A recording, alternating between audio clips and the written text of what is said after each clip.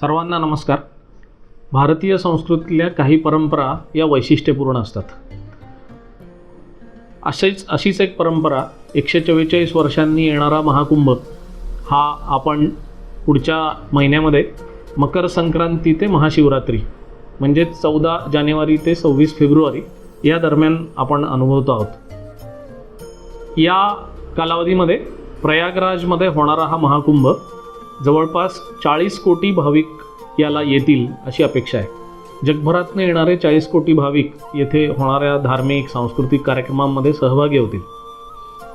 हे सर्व होत असताना एवढ्या मोठ्या प्रमाणावर भाविक येणार म्हणजे स्वाभाविकपणे वैशिष्ट्यपूर्ण आणि नियोजन एकदम व्यवस्था चोख हवी आणि म्हणूनच आपण त्यातला एक प्रयत्न असा करतोय की हा जे एकत्र येणारा महाकुंभ आहे हा पर्यावरणपूरक व्हावा म्हणून पॉलिथिन म्हणजेच प्लॅस्टिकची थैली आणि यूज अँड थ्रो प्लॅस्टिकची थाळी ही वापरू नये, टाळावी म्हणून प्रयत्न करणार आहोत। याच्यासाठी आपण देशभरातनं एक संकल्प केला आहे की प्रत्येक घरातनं एक थाळी आणि एक थैली ही प्रयागराजच्या कुंभामध्ये पोहोचेल।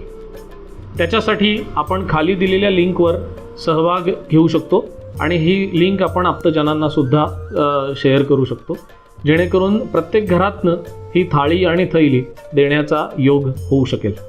आपल्याला ह्या ठिकाणी प्रत्यक्ष जरी जाता आलं नाही तरीसुद्धा आपण अप्रत्यक्षरित्या थाळी आणि थैलीमार्फत पोचू शकतो।